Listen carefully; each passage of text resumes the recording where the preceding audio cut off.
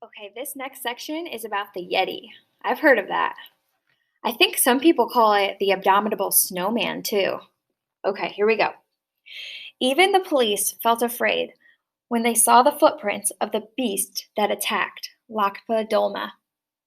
In 1974, teenager Lakpa lived in a Nepalese village high in the Himalayan mountains.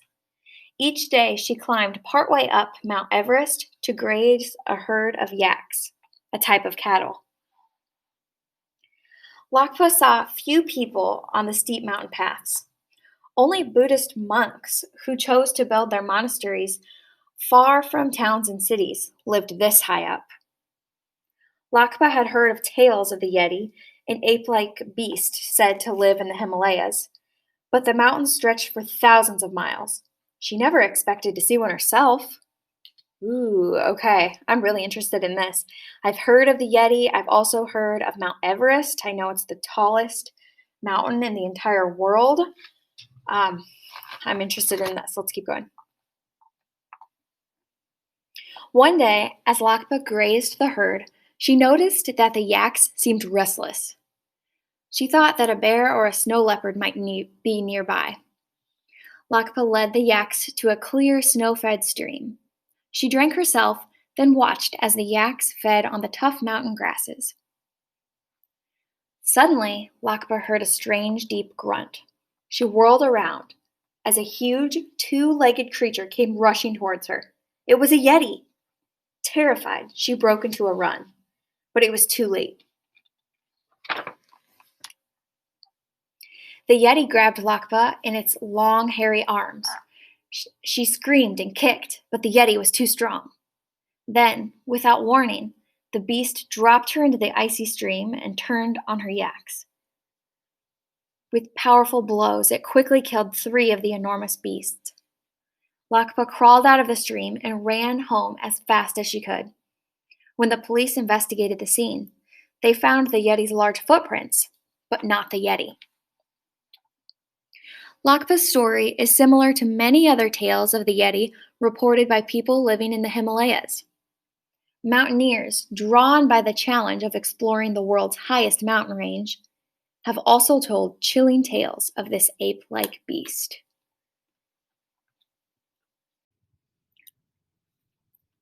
In 1951, mountaineer Eric Shipton and his party were exploring an unknown part of the Himalayas when they came across a line of strange footprints in the snow. The footprints looked similar to human footprints, but they were twice as wide. They had sunk much deeper into the snow than the climbers' boots had, so they must have been made by an incredibly heavy creature. Most amazing of all, the clear toe prints showed that the creature was walking barefoot in the freezing snow. Ooh, right there. In 1970, another mountaineer had an even closer encounter with a Yeti. Don Willens was climbing in the Himalayas when a Sherpa guide called out, "Yeti coming!"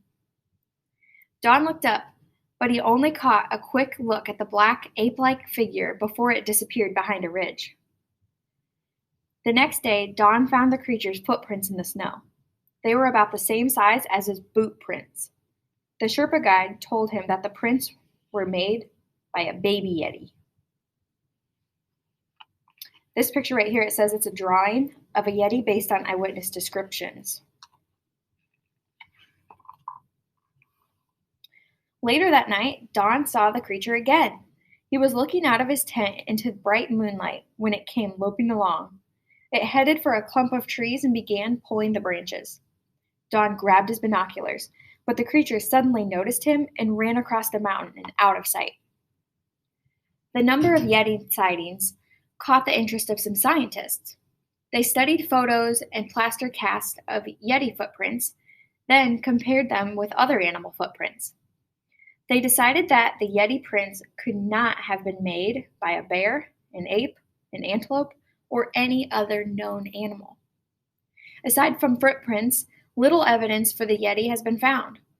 There was excitement when a Nepalese monk gave a Yeti scalp to Sir Edmund Hillary, one of the first men to climb Mount Everest. Ooh. Says the Yeti scalp that was given to Sir Edmund Hillary. Edmund Hillary handed the scalp over to scientists. It turned out to be a fake, made of goat antelope hair. But Yeti footprints are still being found. In 1992, Julian Freeman Atwood found footprints on a glacier that no one had climbed for 30 years. Will the mystery of the Yeti ever be solved? What sort of creature is it? Where does it sleep? How does it find enough food on the snow-covered mountains? Maybe you will be the one who discovers the answers.